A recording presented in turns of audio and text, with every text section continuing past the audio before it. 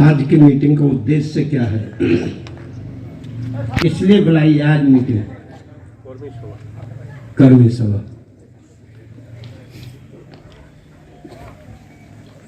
अब से पहले कितने लोगों ने मेरी बातों को सुना है? जिन्होंने सुना है वो हाथ उठाएं। तो ये तो सब सुन चुके, अब क्या सुनाना इनको? हम नहीं सुने, पहली बार आए, हम यूपी का हूँ। कोई बात नहीं।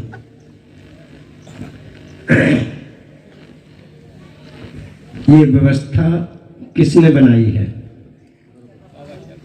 ये व्यवस्था किसने बनाई है? ये टेंट, ये कुर्सी, ये मेज,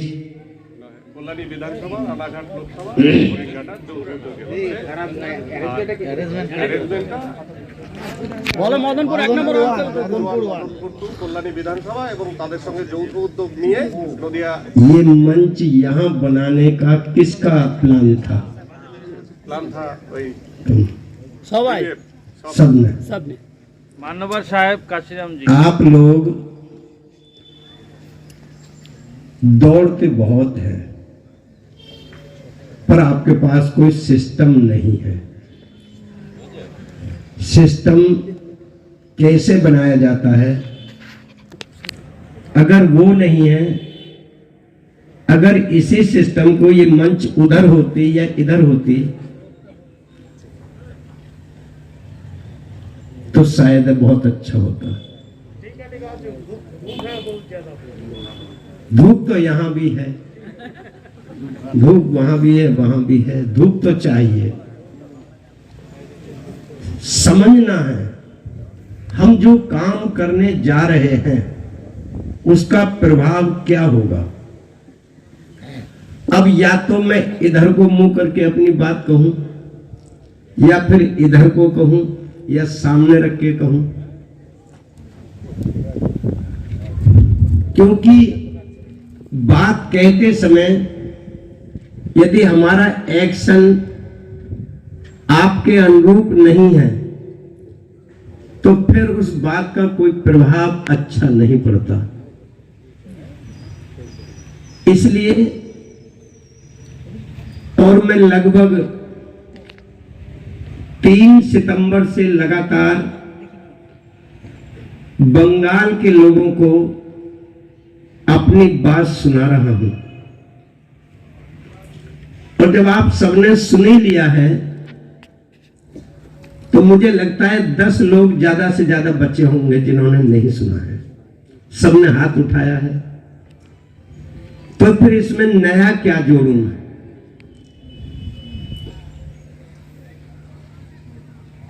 आप लोग जिसका नेतृत्व कर रहे हैं वो समाज गूंगा है, बहरा है, लंगड़ा है, लूला है। वो तुम्हारी बात सुनने को तैयार नहीं है। क्यों सुनने को तैयार नहीं है? क्योंकि आप लोग कमजोर हो, और कोई भी कमजोर की बात सुनने के लिए तैयार नहीं होता। जिसके हाथ में डंडा होता है, जिसके पास ताकत होती है, उसकी बात सुनने के लिए दौड़ते चले आते हैं। जिसके पास ताकत नहीं होती उसका मजाक उड़ाया जाता है। आज केंद्र में बीजेपी के पास ताकत है, प्रदेश में ममता के पास ताकत है। उन दोनों की बात सुनने के लिए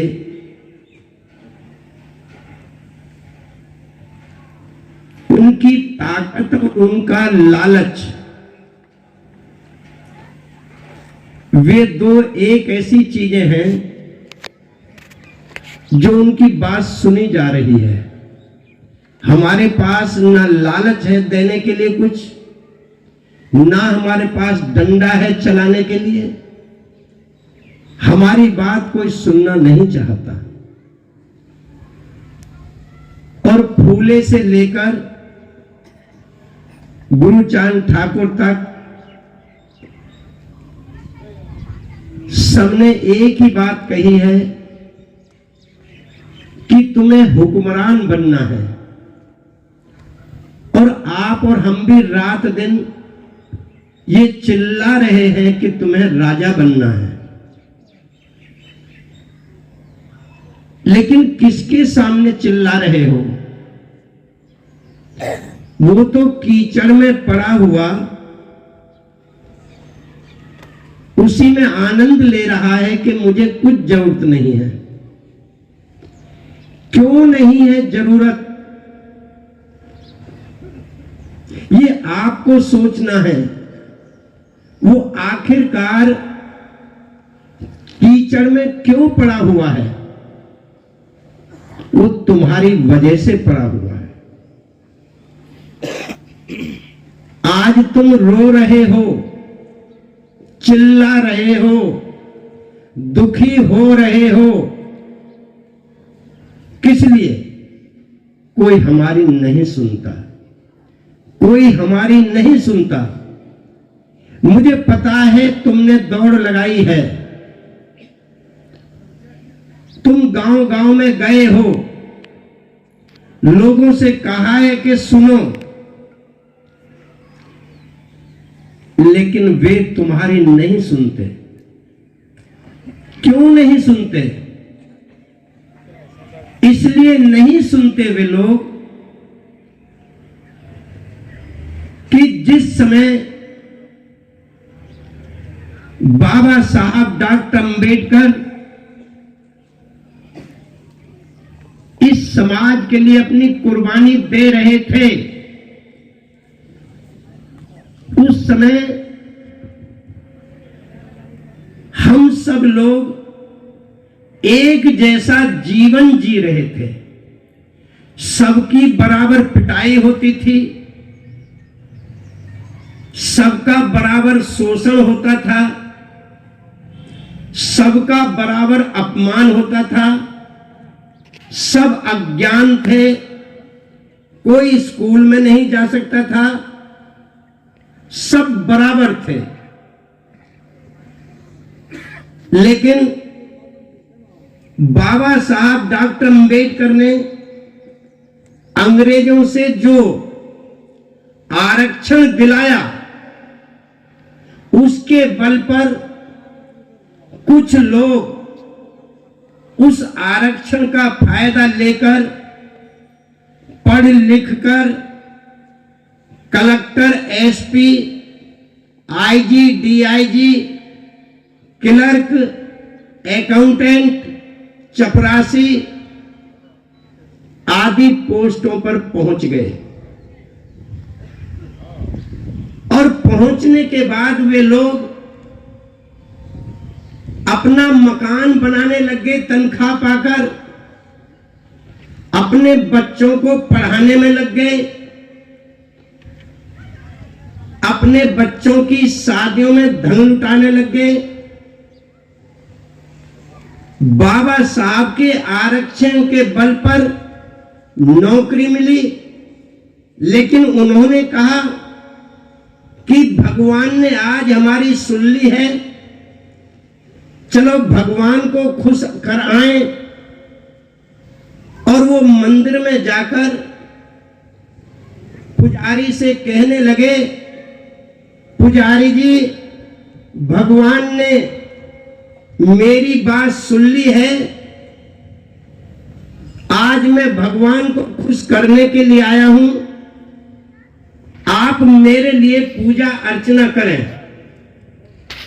और उसके बदले में उसने अपनी तनख्वाह, अपना वेतन उसमें से उस पुजारी को दिया। लेकिन उसने ये ध्यान नहीं दिया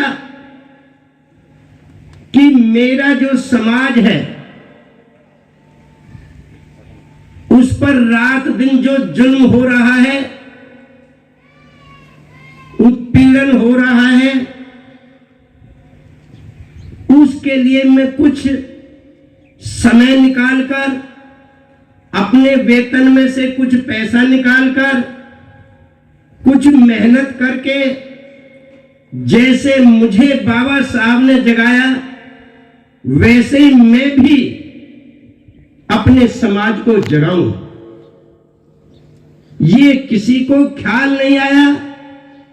सब लोग अपने अपने परिवार रिश्तेदार के चक्कर में लग गए और वो पिटता रहा, लुटता रहा। और बाबा साहब के शिक्षित बनो के बाद उन्होंने कहा संगठित बनो, तो राजनीति के नाम पर हमारे कुछ चालाक लोग जिन्हें नौकरी नहीं मिली, वे लोग नए नए संगठन बनाने में लग गए। संगठित होने की बजाय नए नए संगठन, लाखों करोड़ों संगठन इस देश में, हर आदमी राष्ट्रीय अध्यक्ष, राष्ट्रीय महासचिव बनने लगा और सब ऑर्डर चलाने लगे। कोई भी स्वयं कुछ करने को तैयार नहीं, ये करो वो करो। और वे लोग जो इस देश में जिनके पास राजकाज था, उन कांग्रेस, बीजेपी, सीपीएम, टीएमसी आदि के चमचे बनकर समाज को थाने में, कचहरी में मीडिएटर बनकर लुटवाने में मस्त हो गए। अपना हिस्सा लिया 40% थानेदार से, वकील से, और जनता का शोषण हम ये कहते हैं कि दूसरे लोग कर रहे हैं, लेकिन अपने ही समाज के चालाक लोग अपने समाज का शोषण करवाने में मशगूल हो गए। वे लोग लुटते रहे, पिटते रहे। और इसके बारे में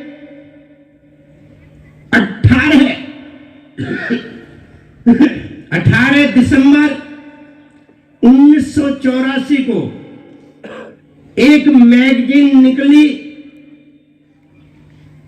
उस मैगजीन में मैंने लिखा था, आज से लगभग 36-37 साल पहले मैंने क्या लिखा था उसमें, कि आज जो लोग बाबा साहब डॉक्टर अंबेडकर के त्याग परिश्रम के बल पर पढ़ लिख करके ऊंचे ऊंचे पदों पर पहुंच गए हैं, एमएलए, एमपी बन गए हैं, मिनिस्टर बन गए हैं, वे लोग 4 कैटेगरी में बट गए हैं। उनकी बिरादरी अलग हो गई, उनके संबंध अलग हो गए, और वे अपने समाज को कोसने लगे। ये समाज नहीं बदलेगा, ये समाज तो ऐसा ही रहेगा, ये तो शराबी कबाबी बनेगा, ये तो पिटने लायक है, पिटेगा। ऐसी बातें लोग कहते रहे, मैं सुनता रहा। मैंने लोगों से कहा कि जैसे आप लोगों को किसी ने जगाया है, आपकी भी ड्यूटी बनती है कि इस समाज को जगाओ। वो तो अज्ञान है, उसे ज्ञान नहीं है। तुमको भी तो ज्ञान नहीं था, तुमको भी तो किसी ने ज्ञान कराया था। जब तुम्हें कोई ज्ञान करा सकता है तो तुम भी तो किसी को ज्ञान करा सकते हो, लेकिन किसी ने ध्यान नहीं दिया। तब ये बात मैंने लिखी कि आज कुछ दिन आप आप लोग मस्ती का जीवन जी लो, ऐशो आराम का जीवन जी लो, शादियां खूब ठाट बाट से करो, खूब बैंड बाजा बजाओ, खूब ऊंट पे चढ़कर, हाथी पे चढ़कर, घोड़ी पे चढ़कर खूब शादियों में जाओ, खूब नाचो गाओ। लेकिन याद रखना, एक दिन ऐसा आएगा जब तुम लोग चिल्लाओगे कि हमें कोई बचाओ बचाओ बचाओ। आओ भाई, संगठित हो जाओ, आओ भाई, बीजेपी का मुकाबला करो, टीएमसी का मुकाबला करो, कांग्रेस का मुकाबला करो। लेकिन याद रखना, उस दिन जिस समाज को तुम शराबी कबाबी बता रहे हो, ये तो कल भी पिटा था, आज भी पिट रहा है और कल भी पिट लेगा। इस पर कोई फर्क पड़ने वाला नहीं है। लेकिन जिसको मान सम्मान का जीवन जीने की आदत हो गई है, जिसे रसगुल्ला खाने की आदत हो गई है, जिसे एसी के मकान में सोने की आदत हो गई है, जिसे कार में चलने की आदत हो गई है, जो हवाई जहाज रेलवे में बैठ चुका है। जी सर, जय सर, जी सर।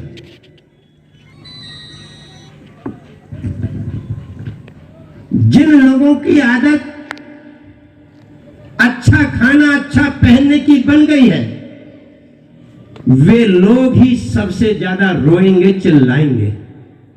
आज वो वक्त आ गया है।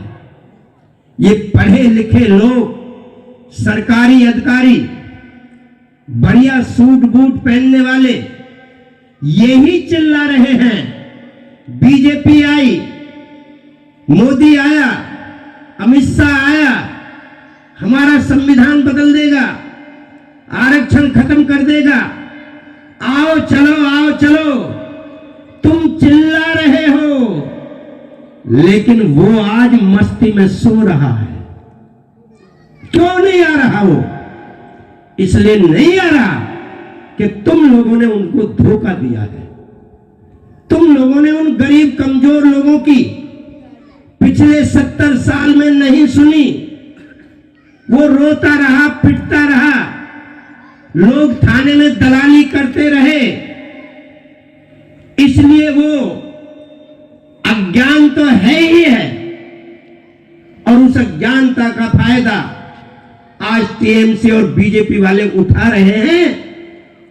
आप लोग उनको तैयार नहीं कर पा रहे। अगर आप चाहते हो, जो इस मीटिंग में आए हो, तुमसे ही मैं कह सकता हूं, जो घरों में बैठे हैं, उनसे मैं उनके घर पे जाने के लिए मेरे पास इतना समय नहीं है। मैं तो जाना चाहता हूं घर घर पर, और जब से मैं आया जा भी रहा हूं। लेकिन चुनाव की घोषणा होने वाली है। 2 दिन में, 4 दिन में, 10 दिन में, तो एक एक 2-2 आदमी के घर जाकर के हम सफल नहीं हो सकते। आज आपको संकल्प लेना पड़ेगा। जो यहां पर आए हो, जो घर में बैठे हैं, उनसे मुझे कुछ नहीं कहना, लेकिन तुम लोगों के अंदर जो दर्द है, तुम जो यहां पर आए हो, आज आपको संकल्प लेना पड़ेगा कि आने वाले 2 महीने,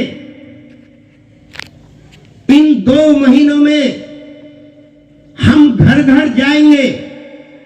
उन अज्ञान लोगों की, उन शराबी जुआरियों की, उन लंगड़े लूलों की, उन बहरे गूंगों की हम खुशामद करेंगे। उन्हें समझाएंगे कि भाई लोग, जो हो गया सो हो गया। अब आप लोग जो आप बटे हुए हो, नमो शूद्र, पंड्रो, राजवंशी, बाबरी, बागदी, मोची, मेहतर, नाई, गर्रिया, कुमार, धीमर, कुर्मी, मुस्लिम, सिख, ईसाई, पारसी, बुद्धिस्ट, आप सब लोगों पर खतरा है। आप सब लोग जाग जाओ। हम तुम्हें 5 साल नहीं जगा पाए, उसके लिए माफी चाहते हैं, लेकिन आज जो भी वक्त बचा है, हम अपनी ड्यूटी समझकर, अपना घर छोड़कर, अपने लिए नहीं, तुम्हारे लिए हम तुम्हारे घर पे चल के आए हैं। आप लोग हमारी बात को मानो, हमारी बात को सुनो। जी सर, मैंने सुन लिया, नगलाल जी का आ गया था।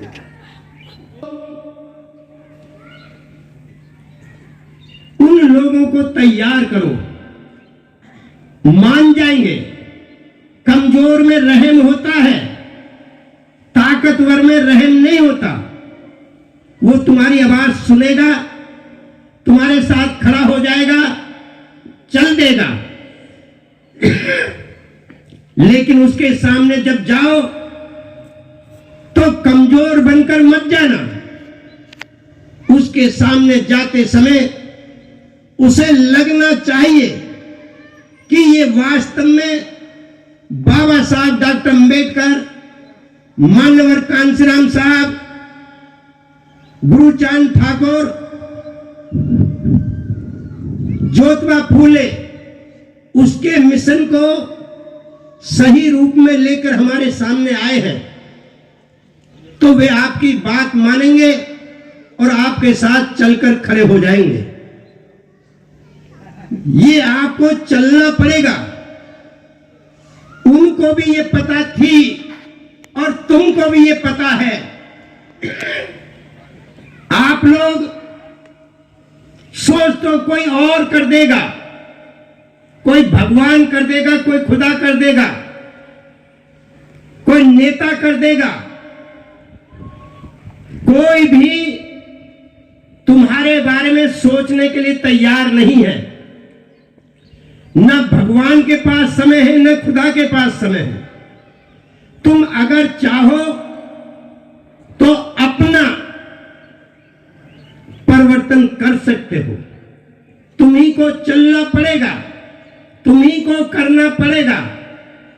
अगर तुम नहीं कर सकते तो अकेले शिबू सरकार के बस की बात नहीं है। आप सब लोगों को एकजुट होकर मेहनत करनी पड़ेगी, गांव-गांव जाना पड़ेगा। समय बहुत कम है।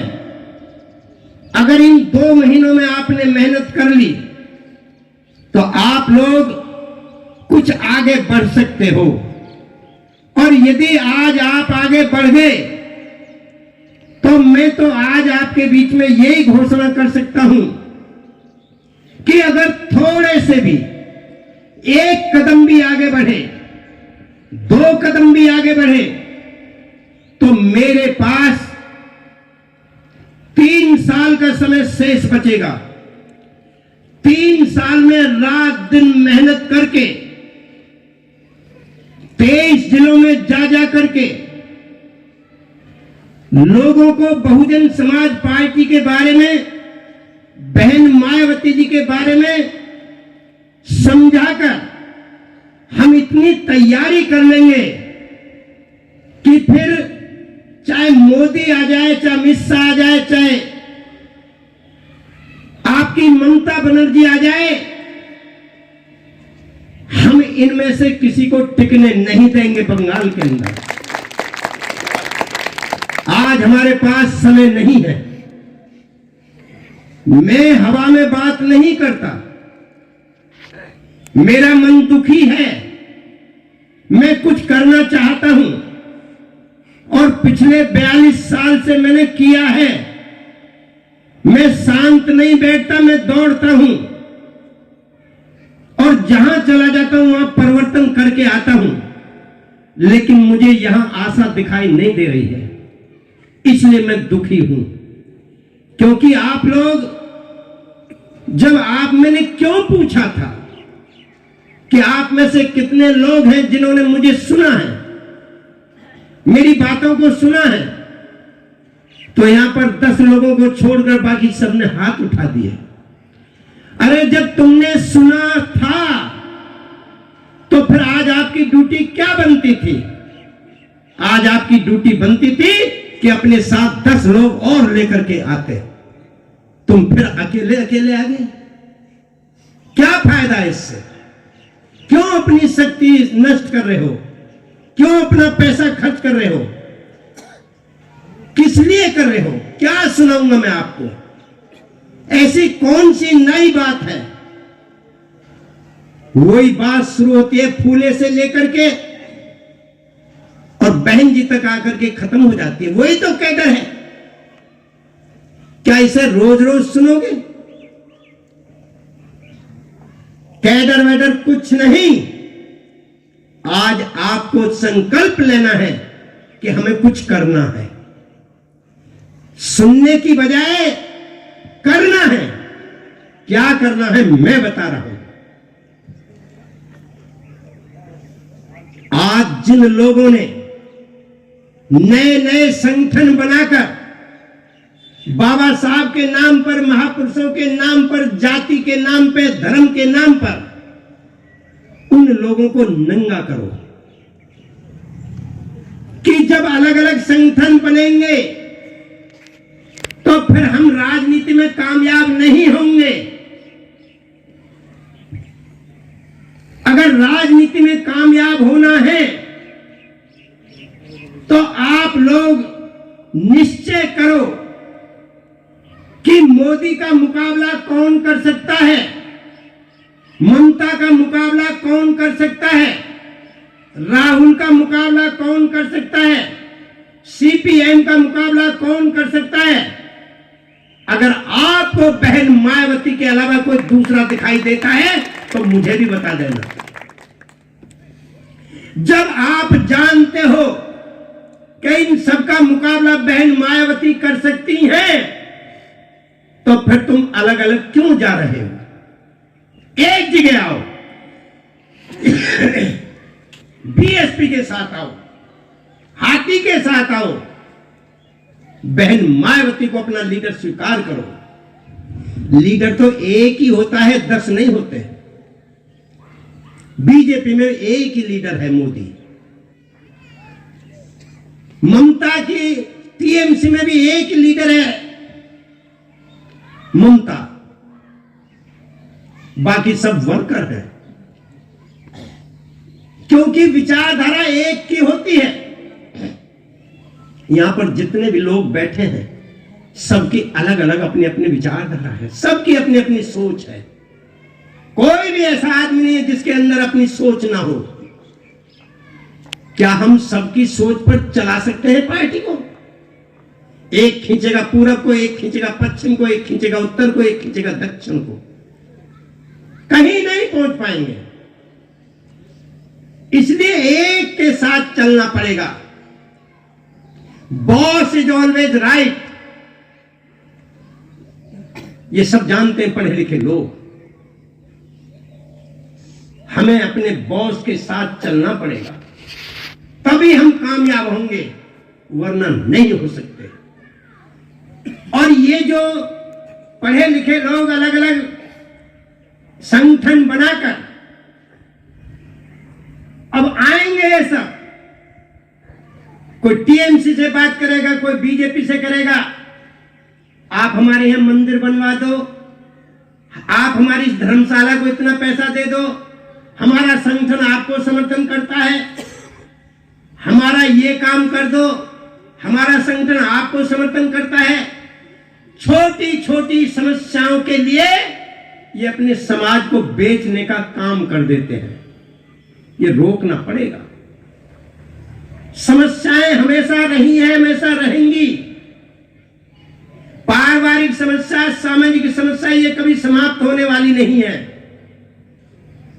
लेकिन राजनीतिक जो समस्या है, इसके लिए तो लोकतंत्र में हमें एकजुट होना पड़ेगा।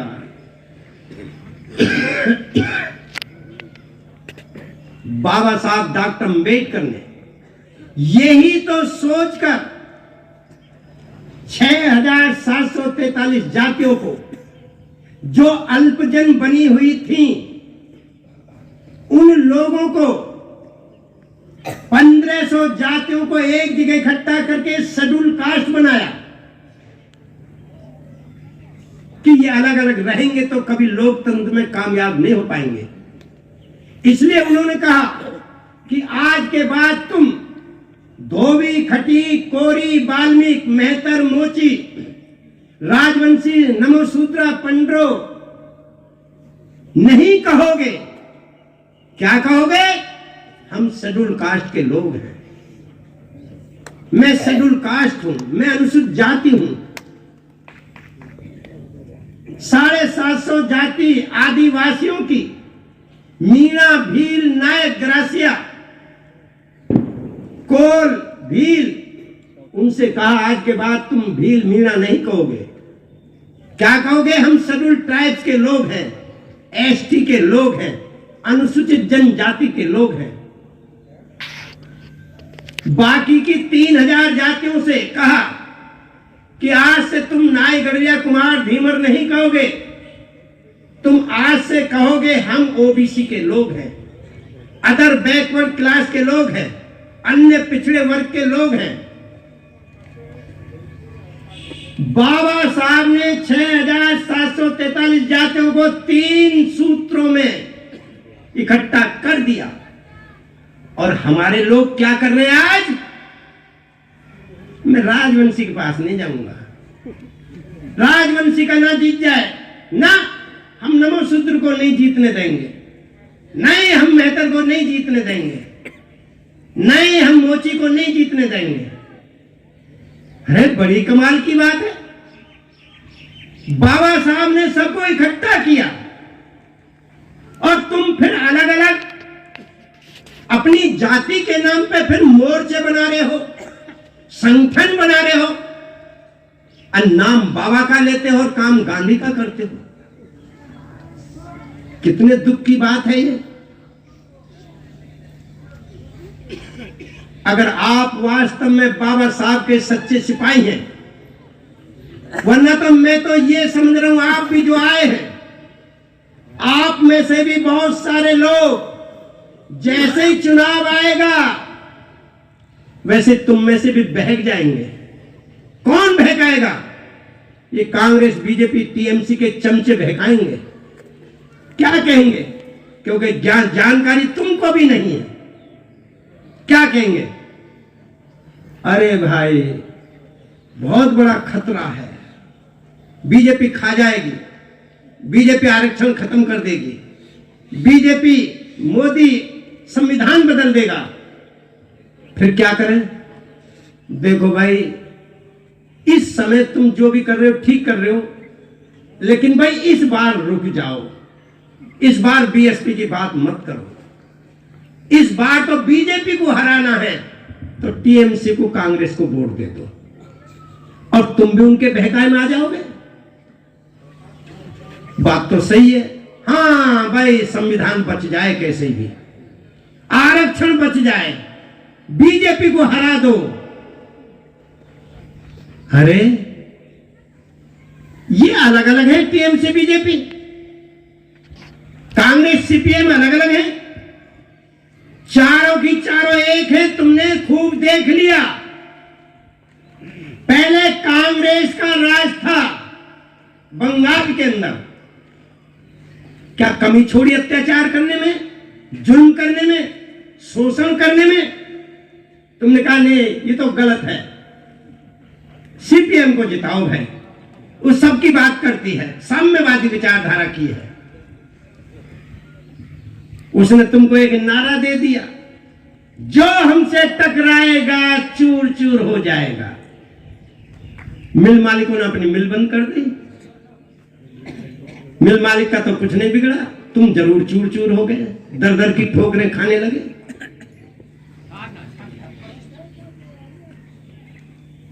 सीपीएम को वोट दिया, उसकी सरकार बनवा दी, ये अच्छी है। उसने ठुकाई पिटाई खूब करी, खूब धरना प्रदर्शन करवा करके, लट पड़वा करके, जेल भिजवा करके छोड़ दिया, अपने आप जाओ। बोले ये भी खराब है भाई। अब कौन? अब इसको हराना तो टीएमसी को जिताएंगे। टीएमसी को दे दिया, ममता आ गई, ममता दीदी तुम्हारे द्वारे द्वार। सब पागल हुए फिरना है जो है। अब वाक्य ने जी खराब है, बीजेपी सही है, राम मंदिर बनवा रही है, घर घर चंदा मांग रही है, देखो कितनी गरीब पार्टी है भाई। राम के नाम पे दे दो, 10 रुपया दे दो, 11 दे दो, 21 दे दो, सब लोग दे रहे हैं। अब बीजेपी के गुणगान कर रहे हैं। क्या है तुम्हारा दिमाग? कहां है? कहां सो रहे हो?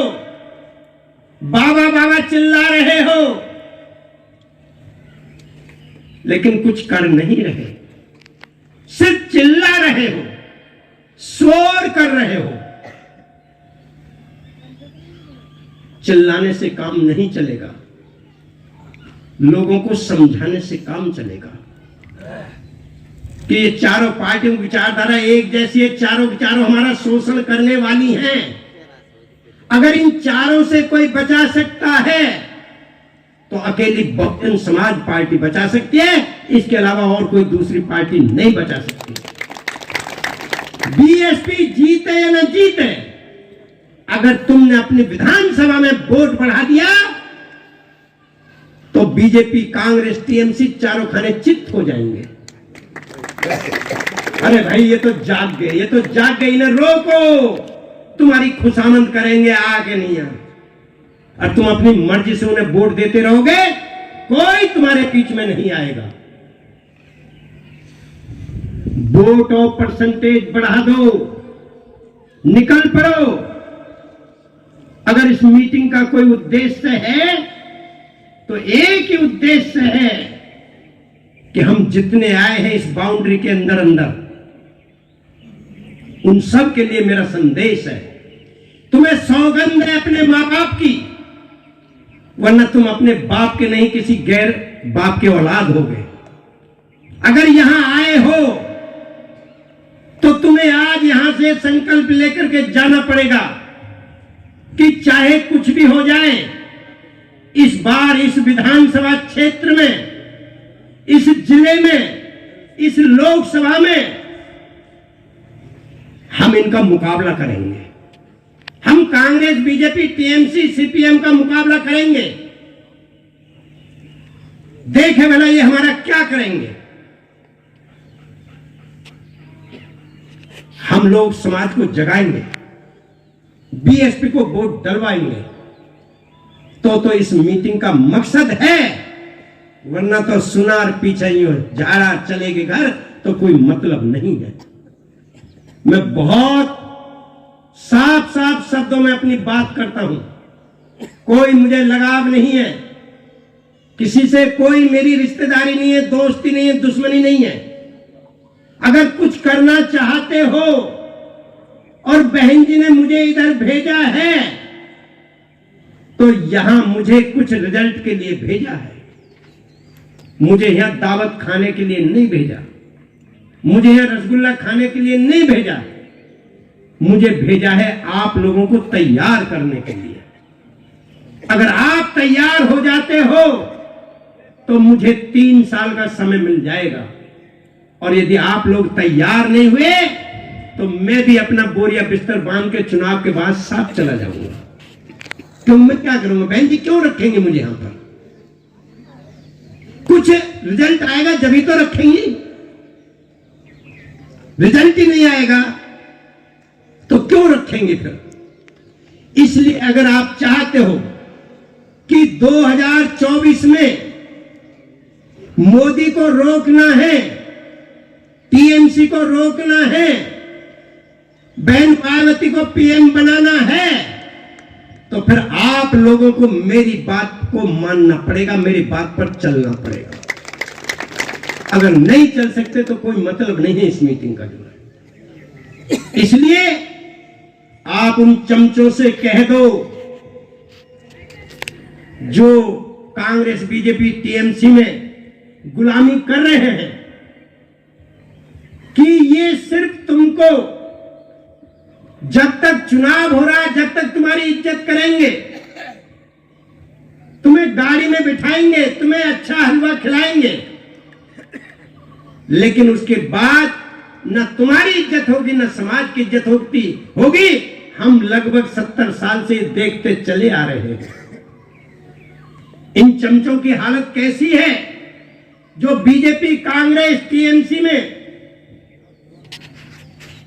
जो हमारे एससी एसटी ओबीसी माइनॉरिटी के लोग, गरीब लोग, कमजोर लोग जो वहां पर चमचागिरी कर रहे हैं।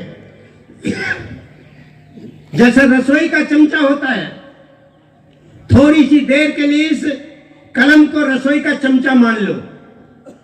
रसोई में कुछ छोटे चमचे होते हैं, कुछ बड़े चमचे होते हैं, कुछ खाना खिलाने वाले, कुछ खाना खाने वाले, कुछ खाना बनाने वाले। इस चमचे में अपनी कोई जान नहीं, कोई ज्ञान नहीं, ना ये अपने लिए करता है ना खुद खाता है, ना इसमें कोई ताकत है। ये किसके लिए करता है? जिसके हाथ में होता है।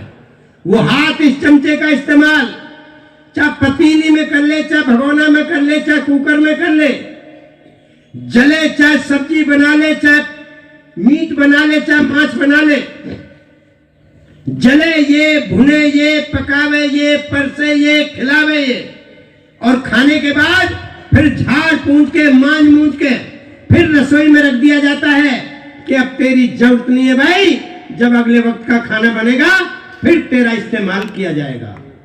ठीक इसी प्रकार तुम्हारे समाज के जितने भी चमचे कांग्रेस बीजेपी टीएमसी में दलाली कर रहे हैं, उनकी हालत इस चमचे जैसी है। अब इलेक्शन में उनका इस्तेमाल होगा और फिर वोट पड़ते ही इधर मंच पे मत आना, नीचे बैठना,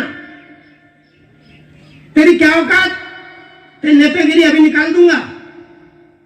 उनकी भी पिटाई होती है और समाज की भी पिटाई होती है, कोई बचा नहीं पाता।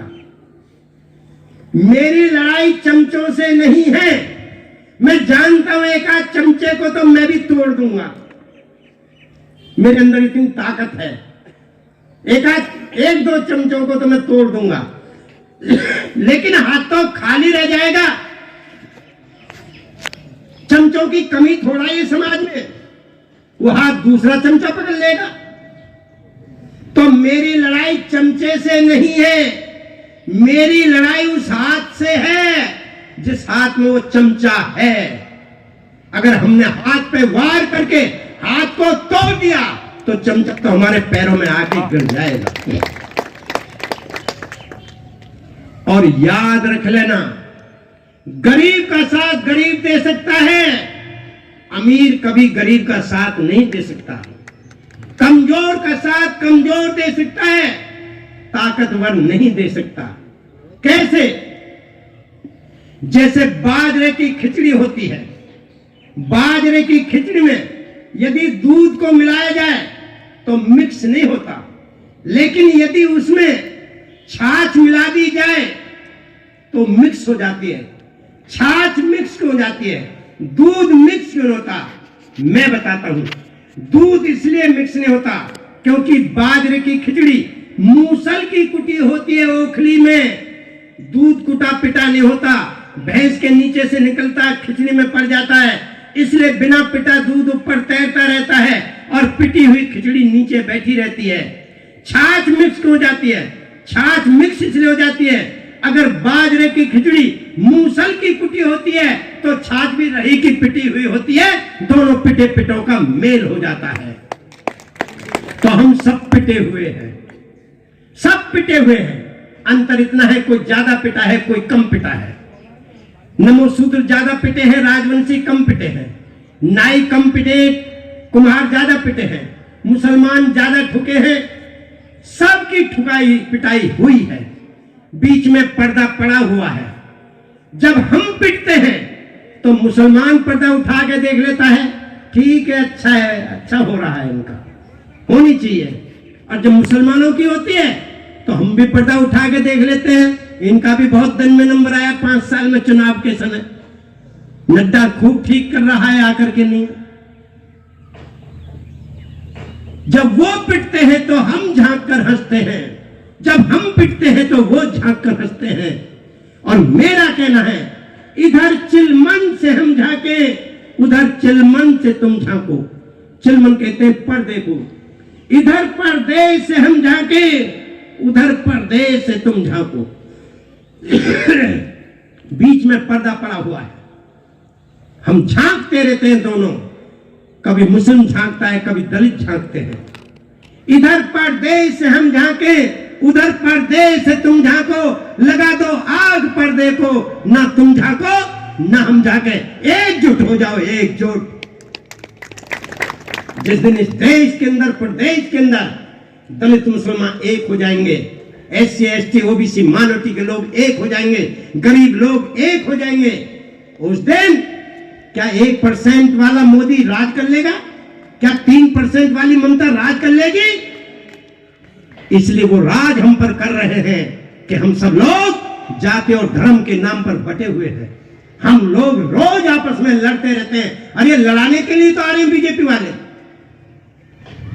ये बीजेपी वाले लड़ाने के लिए आ रहे हैं, हिंदू मुस्लिम करने के लिए आ रहे हैं। हिंदू का वोट बीजेपी को मिल जाए, मुस्लिम का वोट TMC को चला जाए और हम बेवकूफ बन जाए। और इस संसार में याद रखना, ताकत की इज्जत होती है, कमजोर की इज्जत नहीं होती। और आज मैं तुम्हें ताकतवर बनाने के लिए आया हूं। और ताकत राजनीति में है, राजनीति घर में नहीं है, राजनीति खेत में नहीं है, राजनीति नौकरी में नहीं है, राजनीति बिजनेस में नहीं है।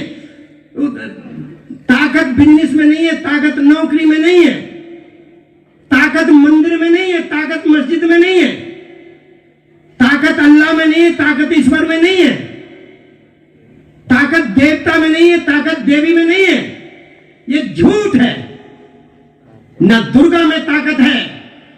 अगर दुर्गा में ताकत होती तुम रोज पूजा करते हो, लेकिन जब तुम्हारी पिटाई होती है कोई दुर्गा तुम्हें बचाने आती है?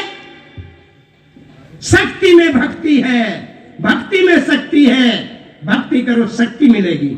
हजारों साल हो गए भक्ति करते करते, दुर्गा की पूजा करते करते, पिटाई नहीं होती, पिटाई नहीं बचती, रोज पिटाई होती है। भक्ति में शक्ति नहीं, शक्ति में भक्ति है। तुम शक्तिशाली बन जाओ, भक्तों की लाइन तुम्हारे घर पर लग जाएगी। राजनीति में ताकत है। बाबा साहब ने कहा था, political power is the master key of all which can open each and every lock. राजनीतिक सत्ता वो मास्टर चाबी है जिससे हर प्रकार का ताला खोला जा सकता है। और आज राजा रानी के पेट से पैदा नहीं होता, आज राजा बैलेट बॉक्स के पेट से पैदा होता है। और बाबा साहब ने तुम सबको one man one vote one value, हर व्यक्ति को, चाहे पढ़ा लिखा, चाहे अनपढ़ है, चाहे गंवार है, चाहे धनवान है, चाहे अमीर है, चाहे गरीब है, चाहे खेत वाला, चाहे बेखेत वाला है, चाहे औरत है, चाहे पुरुष है, चाहे मुस्लिम है, चाहे हिंदू है, चाहे राजवंशी है, चाहे नमशूद्र, चाहे पंडो है, सबको एक वोट का अधिकार, एक वोट की गिनती एक, और जिसका ज्यादा वोट उसका राजा। अब बताओ वोट किसका ज्यादा है? भरे पड़े हो यहां से लेके निया कूच बिहार तक, मेदिनीपुर तक, अरे तुम तो हो। जब वोट तुम्हारा ज्यादा है तो राजा भी तो तुम्हारा होना चाहिए, लेकिन तुम्हारा राजा नहीं बना। क्यों नहीं बना? क्योंकि तुम्हारा वोट बिक जाता है, दारू में बिक जाता है, नोटों में बिक जाता है। और मेरा कहना है, जो समाज, जो परिवार अपना वोट बेचता है, चाहे दारू में बेचता है, चाहे नोटों में बेचता है, वो परिवार, वो समाज कभी अपनी बेटी की रक्षा नहीं कर सकता। अगर बेटी की रक्षा करनी है तो तुमको अपने वोट की रक्षा करनी पड़ेगी, तभी तुम्हारा भला होगा, वरना तुम्हारा भला नहीं होने वाला। इसलिए मानवर कांचीराम साहब ने तुम्हारे प्रदेश के, बंगाल प्रदेश के गुरुचांद ठाकुर की बात को माना। उन्होंने कहा था, जो समाज राजा नहीं वो समाज ताजा नहीं, और जिस समाज का दल नहीं उस समाज का बल नहीं, और जिस समाज का बल नहीं उस समाज की समस्या का कोई हल नहीं। इसलिए माननीय कांशीराम साहब ने गुरुचांद ठाकुर के आधार पर बहुजन समाज पार्टी बनाकर आपको दी है। इसलिए आप लोग आज यहां से संकल्प लेकर के जाओ, चाहे कुछ भी हो जाए, हम समाज के बीच में जाएंगे, उनके अंदर भाईचारा पैदा करेंगे, सब लोगों को एक जगह बिठाएंगे, समझाएंगे कि आज जाति में बंटने का सवाल नहीं है, धर्म के नाम पे लड़ने का सवाल नहीं है, बल्कि सवाल है तो टीएमसी और बीजेपी और कांग्रेस सीपीएम को हराकर बहुजन समाज पार्टी को सत्ता में लाना है। वोट हमारा है तो फिर हम क्यों नहीं जीतेंगे? जो लोग कहते हैं वोट गड्ढे में जाएगा, कह दो उनसे कि हमें ये गड्ढा भरना है, अगर आपके नहीं भरा तो अगली दफा भर देंगे, लेकिन भरना तो हम ही को पड़ेगा। अगर हमने इस गड्ढे को नहीं भरा तो ये बीजेपी, कांग्रेस, टीएमसी के लोग हमें इस गड्ढे में दफन कर देंगे। 2024 के बाद रोने के अलावा तुम्हारे पास कुछ बचने वाला नहीं है। 2024 में रोना ही रोना पड़ेगा। अगर तिवारा ये मोदी आ गया तो फिर कोई बचा नहीं पाएगा आपको। बहुत नीयत में खोट है, उनकी बहुत बड़ी प्लानिंग है, मैं यहां नहीं बता सकता, मैं यहां नहीं बता सकता क्या प्लानिंग है। उनकी प्लानिंग सीधी सीधी, जहां से बाबा साहब ने तुमको निकाल के जानवर से इंसान बनाने का काम किया था, ये बीजेपी, टीएमसी, कांग्रेस वाले तुम्हें फिर इंसान से जानवर बनाने के लिए ये काम कर रहे हैं। अगर तुम नहीं जागे तो तुम्हारे बच्चे रोएंगे, तुम्हें गाली देंगे। इसलिए 2 महीने के लिए छोड़ दो घर, निकल पड़ो घर से बाहर। ये समस्याएं तो आती रहेंगी। हमें घर की समस्या में नहीं उलझना, पहले हमें गांव गांव में जाकर के लोगों को बीएसपी के साथ जोड़ना है, हाथी का बटन दबाना है, तभी तुम्हारी समस्या का हल होगा और तभी इस मीटिंग का कुछ उद्देश्य सफल होगा, वरना तो कोई मतलब नहीं है। हमारे 2-4 साथी दौड़ते रहेंगे, लोग नहीं सुनेंगे। इसलिए आप सब लोग टीम बनाकर, नौजवानों की टीम, 10-10 लोगों की टीम बनाकर, हाथों में झंडे लेकर निकल पड़ो गांव गांव में। कई सारी पार्टियां एक जैसे, इन सब की विचारधारा मनुवादी विचारधारा है। अगर किसी की सही विचारधारा है तो बहुजन समाज पार्टी है, जिसकी अंबेडकरवादी विचारधारा है, जो सबको समता मूलक समाज बनाना चाहती है, जो बहन कुमारी मायावती जी ने उत्तर प्रदेश के अंदर हर गरीब को, चाहे गरीब किसी भी समाज का था, किसी भी जाति का था, सबको सम्मान दिया और सबको भूमिहीन किसान, भूमिहीन मजदूरों को ग्राम समाज की जमीन के पट्टे दिए, लाखों हेक्टर जमीन बांटी। आज उत्तर प्रदेश में एक भी आदमी नहीं है जिसके नाम पे जमीन ना हो। जितने गुंडे बदमाश गरीबों पर जुल्म करते थे, उन सबको उठा करके जेल के अंदर बंद किया। 1,61,000 गुंडों को जेल में बंद किया। गुंडा का राजा भैया को जेल में बंद किया, 5 साल तक एनएसए में ताकत के साथ बंद किया। इसलिए आज आप लोगों को बहन मायावती का साथ देना है, बहुजन समाज पार्टी का साथ देना है, तो आप लोग निकल पड़ो। ये तुमको कैसे बांट रखा है, इसे बात को समझा करके मैं अपनी बात समाप्त करूंगा।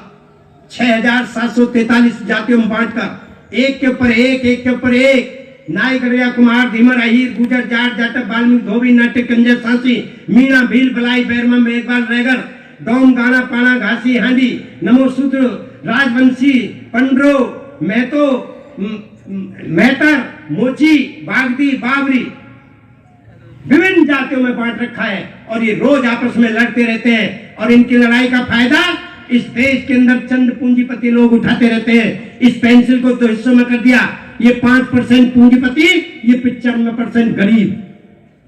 ये भी हर जाति में है, ब्राह्मणों में भी गरीब हैं, ठाकुरों में भी गरीब हैं, बनियों में भी गरीब हैं। ऐसी बात नहीं है कि उनमें गरीब ना हो। इनमें ये अमीर भी हर जाति में इक्का दुक्का चाहे है, लेकिन अमीर है। लेकिन इन अमीरों को इन गरीबों से कोई लेना देना नहीं है, इनका शोषण करना है। मोदी ने पूरी तरीके से ये प्लान बना रखी है कि इस देश का ज्यादा से ज्यादा जो गरीब है वो और गरीब हो जाए, और जो अमीर है 2-4 परिवार वो और अमीर हो जाए। इस कोरोना में 20 लाख करोड़ की इनकम इन 5 परिवारों को हुई है। नड्डा, अडानी, अनिल अंबानी, मुकेश अंबानी को जो है, और यह गरीब 500 रुपए में बहका दिए। 500 रुपए लो, 500 रुपए महीने में लो, घर चल जाएगा 500 रुपए में? नहीं चलने वाला। 5 किलो अनाज में बहका देते हैं। अरे हमारे 2 हाथ दिए हैं, हमें रोजगार चाहिए, हमें भीख नहीं चाहिए, हम अपने आप पैदा कर लेंगे जो है। और ये रात दिन आपस में लड़ते रहते हैं जाति के नाम पर, और ये मजे लेते हैं। इंटरकास्ट मैरिज कर ले हैं, इंटर धर्म मैरिज कर ले।